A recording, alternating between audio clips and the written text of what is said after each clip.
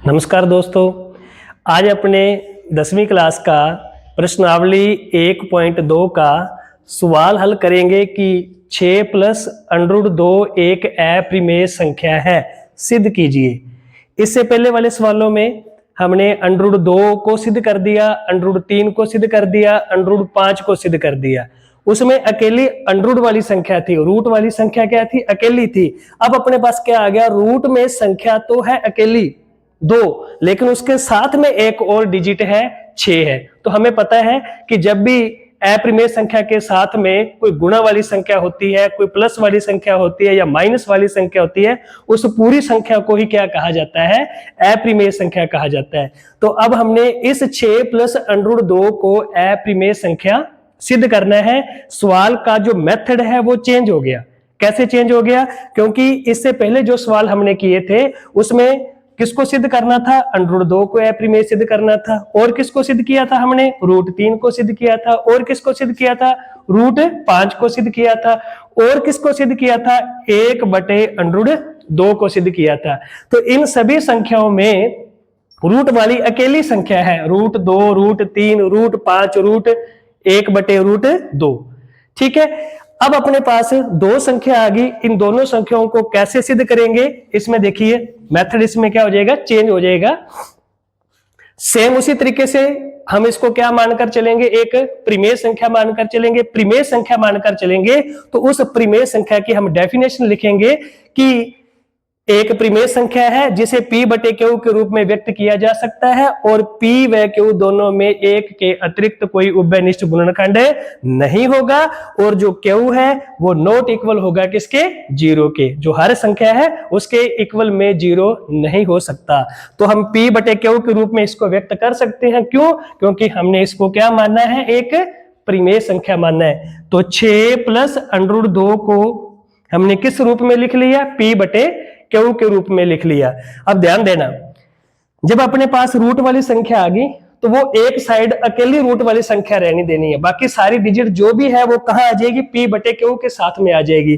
तो p बटे Q, ये प्लस का 6 इस साइड आकर किस में चेंज हो जाएगा? माइनस में। इस साइड में क्या रहेगी? रूट वाली संख्या अकेली रहेगी। तो अब इसको हम कैसे सॉल्व करेंगे? लैस है लेके, क्यू और 1 का लैस है कितना आएगा? क्यू आएगा। क्यू को क्यू का भाग दिया कितना आ गया? 1। 1 का p से गुणा किया कितना आ गया? p आ गया।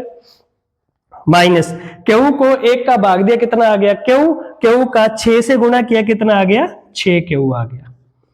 अब इससे आगे सवाल हल नहीं हो रहा, इससे आगे क्वेश्चन हल नहीं हो रहा, क्योंकि ना तो ये घटेगा, ना ही इसका भाग जाएगा और ना ही इसको हल कर सकते हैं। तो फिर हम क्या करें? हम फिर किसकी तरफ जाएंगे? p बटे क्यू की तरफ जाएंगे। क्या कि p बटे क्यू क्या थी? एक प्रिमेय संख्या। तो हम लिखेंगे p बटा क्यू एक प्रिमेय संख्या है।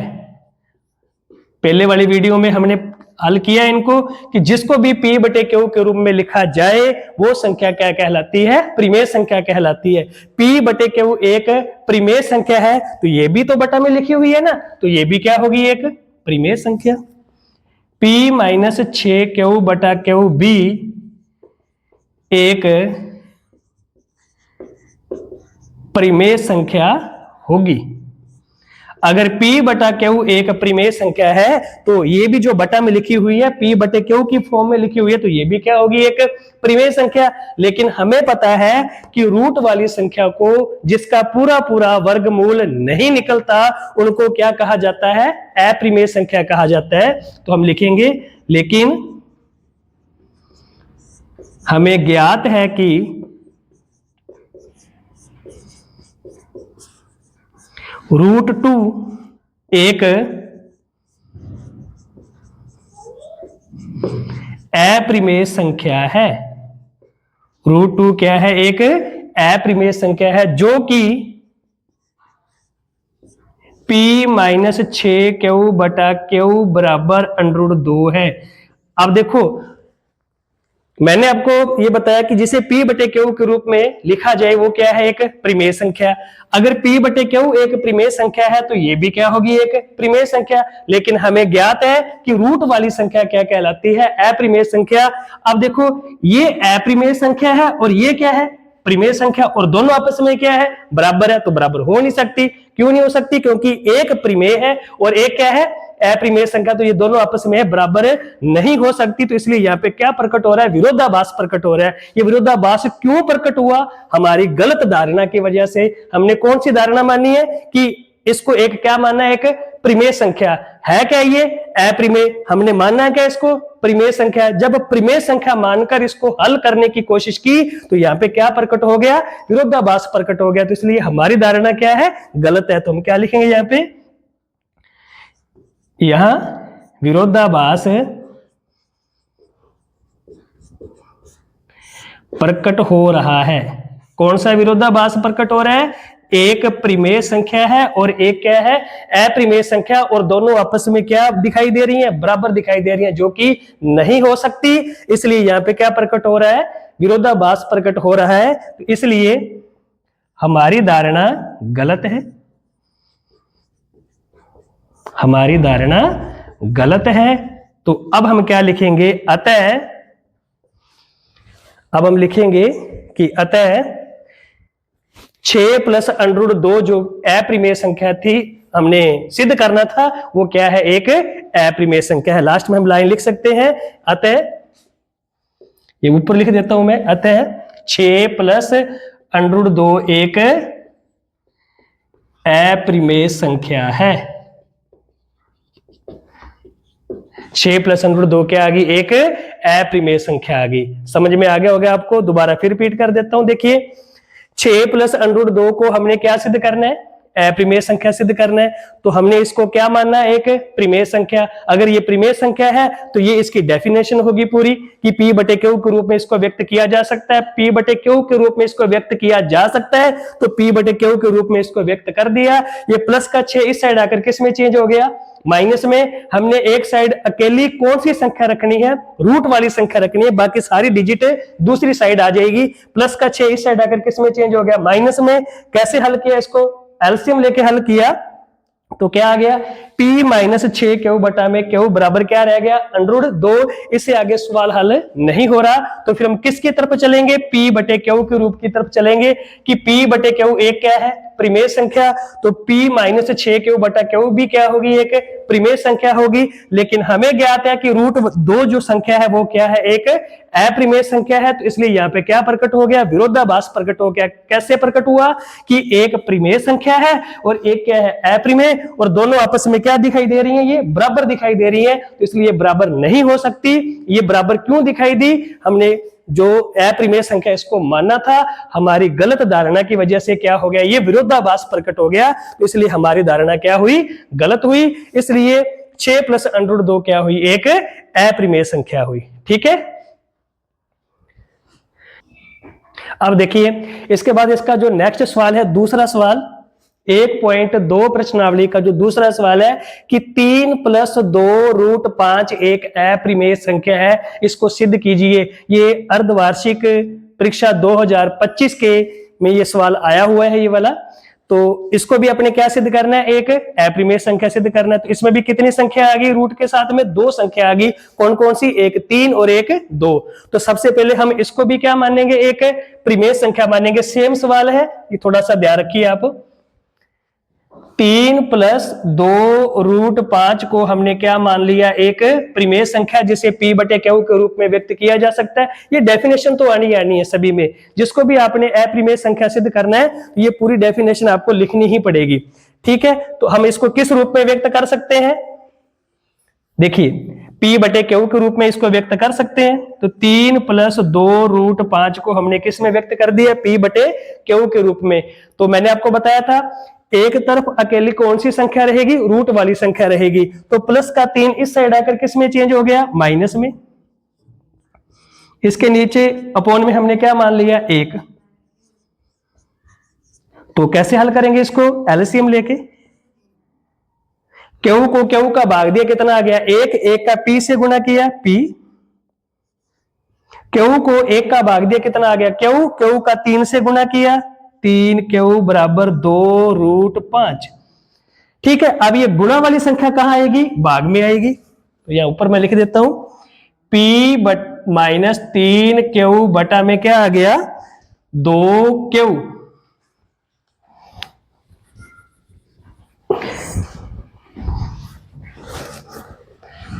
P माइनस 3 क्यू बटा में क्या आ गया 2 क्यू बराबर क्या रह गया √5। बराबर में क्या रह गया √5। गुणा वाली संख्या कहां आ गई, भाग में आ गई। गुणा वाली संख्या भाग में आ गई। अब इससे आगे सवाल हल नहीं हो सकता, तो फिर हम क्या करेंगे, किसकी तरफ चलेंगे, P बटे क्यू की तरफ चलेंगे। P बटे क्यू क्या है, एक परिमेय संख्या है। अगर P बटे क्यू परिमेय संख्या है तो ये भी क्या होगी, एक परिमेय संख्या। कौन सी, P माइनस 3 क्यू बटा 2 क्यू भी क्या होगी, एक परिमेय संख्या होगी। लेकिन हमें ज्ञात है कि √5 क्या है, एक अप्रिमेय संख्या। रूट वाली संख्या क्या होती है, अप्रिमेय। √5 एक अप्रिमेय संख्या जो कि इसके बराबर है, किसके बराबर है, P माइनस 3 क्यू बटा में 2 क्यू की।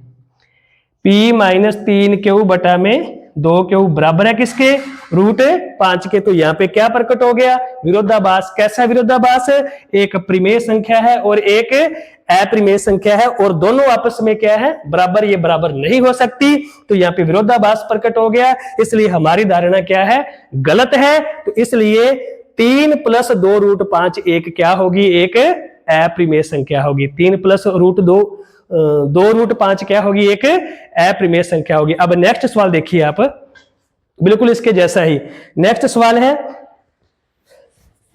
तीसरे का दूसरा सवाल, प्रश्न तीसरे का दूसरा सवाल। 7√5, सेम इसी तरीके से 7√5। तो हम क्या करेंगे, 7√5 को अप्रिमेय संख्या सिद्ध करने के लिए हम इसको क्या मानेंगे, एक परिमेय संख्या। 7√5 को हम क्या मानेंगे, एक परिमेय संख्या। तो सेम वही डेफिनेशन आएगी। तो इसको किस रूप में व्यक्त कर सकते हैं, P बटे क्यू के रूप में। तो P बटे क्यू के रूप में इसको हमने व्यक्त कर दिया। अब देखो प्लस वाली संख्या तो माइनस में आनी थी, अब ना तो प्लस वाली है ना ही माइनस वाली, इसलिए सीधी ये गुणा की संख्या। तो गुणा वाली संख्या कहां आएगी, भाग में। तो P बटे क्या आ जाएगा 7 क्यू। P बटे क्यू क्या आएगा, P बटे क्यू के बटे में क्या आएगा 7 आ जाएगा।